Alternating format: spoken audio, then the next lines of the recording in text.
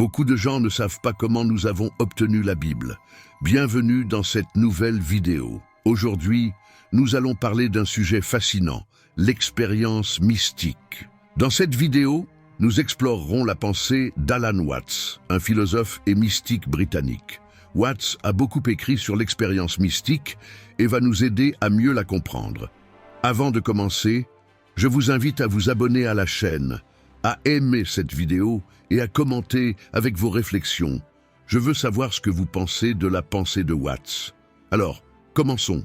Nous avons reçu la Bible grâce à l'Église catholique qui a rédigé les livres du Nouveau Testament et emprunté les livres de l'Ancien Testament qui n'avaient pas encore été définitivement traduits par les Juifs à l'époque du Christ. Les Juifs n'ont fermé le canon de l'Ancien Testament qu'au Concile de Jamnia vers l'an 100, lorsqu'ils ont décidé quels étaient les livres canoniques des Écritures hébraïques et les ont incorporés dans le texte massorétique, dont la première copie date du Xe siècle. Les livres à inclure dans le Nouveau Testament n'ont finalement été décidés qu'au Concile de Rome, en 382, sous le pape Damas Ier. Ainsi, c'est l'Église catholique qui a promulgué la Bible, affirmant « Nous vous donnons ces Écritures par notre autorité et par l'autorité de la tradition informelle qui existe entre nous depuis le début, inspirée par le Saint-Esprit. » Historiquement, nous recevons donc la Bible sur la parole de l'Église. L'Église catholique insiste sur le fait que l'Église collectivement, parlant sous la prétendue guidance du Saint-Esprit, a l'autorité d'interpréter la Bible. C'est à vous de décider si vous acceptez ou rejetez cette affirmation. L'autorité de la Bible ne repose pas d'abord sur la Bible elle-même. Je peux écrire une Bible et prétendre que c'est la parole de Dieu, mais vous êtes libre de me croire ou non. Les hindous croient que les Védas sont divinement révélés avec la même ferveur que tout chrétien ou juif. Les musulmans croient que le Coran est divinement inspiré, et certains bouddhistes croient que leurs sutras sont également d'origine divine. Les Japonais croient que les textes anciens du shintoïsme sont de même origine divine. Si nous discutons sur quelle version de la vérité est correcte, nous finirons toujours dans un argument où le juge et l'avocat sont la même personne.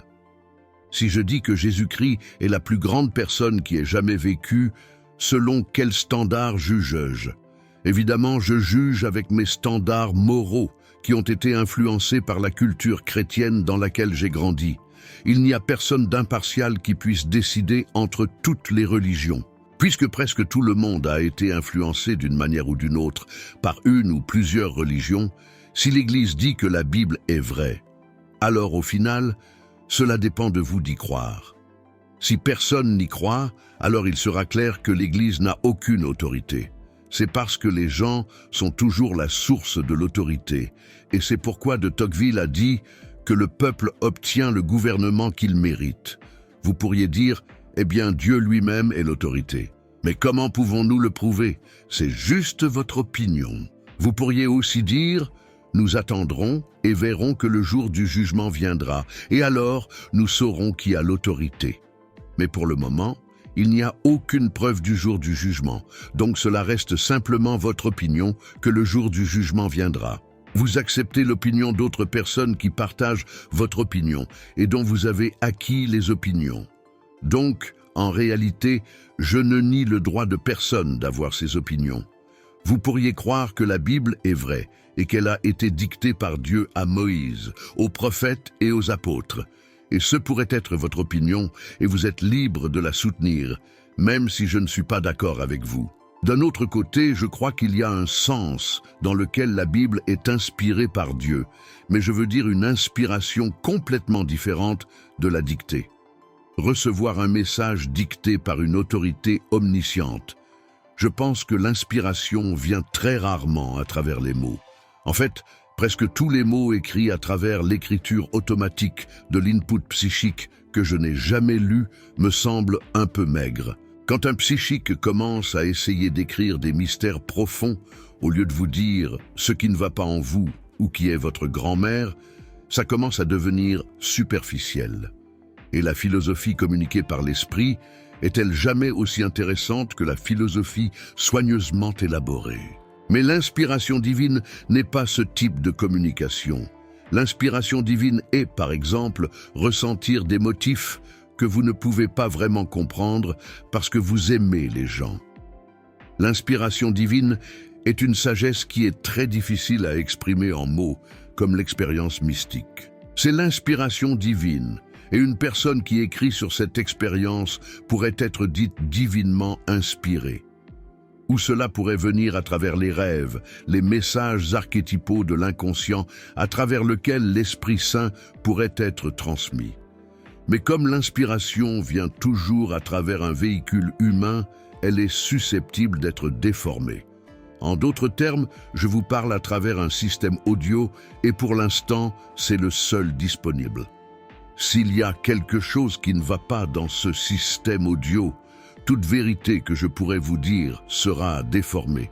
Ma voix sera déformée et vous pourriez mal interpréter le sens de ce que j'ai dit.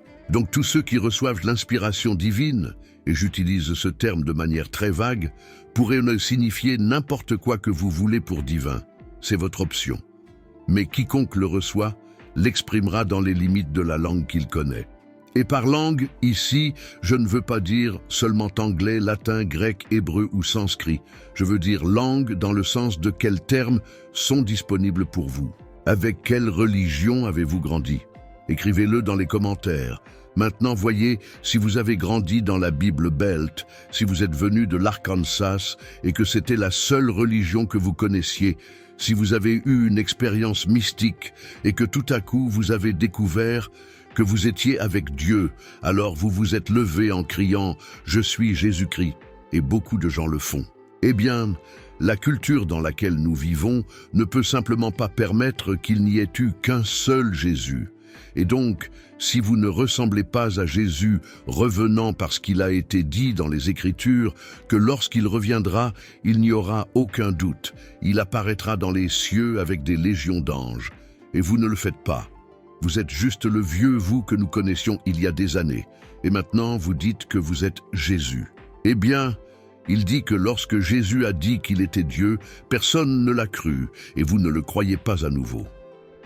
Vous savez que vous ne pouvez pas répondre à cet argument, mais il le dit ainsi parce qu'il essaie d'exprimer ce qui lui est arrivé en termes de langage religieux qui est circonscrit par la Bible.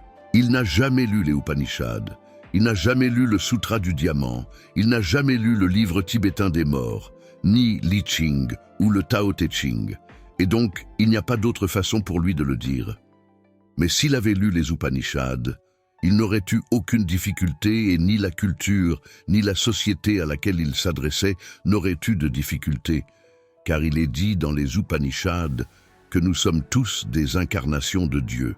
Ma supposition est que Jésus était un être humain comme Bouddha, comme Sri Ramakrishna, comme Ramana Maharshi. Au début de leur vie, ils ont eu une expérience colossale de ce que nous appelons la conscience cosmique. Vous n'avez pas besoin d'être d'une religion particulière pour avoir cette expérience. Elle peut frapper n'importe qui, à n'importe quel moment. Et quand elle vous frappe, vous le savez. Parfois, elle arrive après une longue pratique de méditation et de discipline spirituelle. Parfois, elle arrive sans raison que personne ne peut déterminer. Disons que c'est la grâce de Dieu qui apporte cette certitude accablante que vous avez mal compris votre identité. Que je suis une expression de quelque chose d'éternel. X, un nom qui ne peut être prononcé, tout comme le nom de Dieu était tabou parmi les Juifs.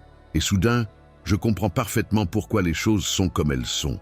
De plus, je ne ressens plus aucune distinction entre ce que je fais et ce qui m'arrive. Tout ce qui arrive me semble être mon œuvre, tout comme ma respiration. Est-ce que je la fais ou m'arrive-t-elle? Je peux le sentir des deux façons, mais je le ressens comme ma respiration. Je ne suis plus une marionnette. Il n'y a plus de moi séparé. Il n'y a que ce grand événement qui se passe. Si vous avez une certaine culture religieuse, vous direz que cet événement est Dieu, sa volonté ou son œuvre. Si vous n'avez pas cette culture, vous direz que c'est le Tao, le flux de la nature, ou la Maya, l'illusion créative. La Maya est le pouvoir magique, l'illusion créative, le jeu. Vous pouvez comprendre comment les personnes à qui cela arrive se sentent inspirées, car très souvent cela s'accompagne d'une sensation extrême de chaleur, parce que vous voyez le divin dans les yeux de tous les autres. Kabir, un grand mystique hindou musulman très âgé, regardait autour de lui et disait « À qui dois-je prêcher ?» Il voyait l'aimer dans les yeux de tous les autres. Mais chacun, à sa manière, joue un rôle essentiel dans ce drame cosmique. Êtes-vous d'accord? Écrivez vos réflexions dans les commentaires et laissez un j'aime si la vidéo vous a plu. N'oubliez pas d'activer la cloche pour ne pas manquer les prochaines sorties. À bientôt.